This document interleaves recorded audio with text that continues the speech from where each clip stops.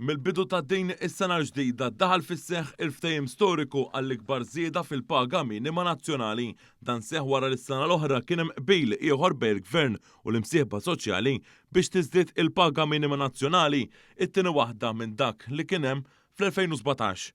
Dan il-ftehim importanti wassal biex tliet sin oħra, jiġifieri fl-2027, il-paga minima nazzjonali se tiżdied bejn 12 euro u 18 euro fil-ġimgħa, apparti l-kola li tingħata lil kull ħaddiem kull sena. Dan se jwassal biex din is-sena li għadna kif dejna, il-paga minima nazzjonali bil-kola inkluża se tkun ta' 213 euro u 54 ċenteżmu. Il-ftehim maqbul is-sena l-oħra jistabbilixxi li wara l-2027 titterġa' tifforma l-Wage Commission biex mill-ġdid terġa' ssir l-aħjar mod kif tiżdied il-paga minima nazzjonali. L-ewwel ftehim li kien sar għall-ewwel żieda fil-paga minima nazzjonali wara 27 sena seħħ fl-2017 b'żidiet gradwali sal-2019.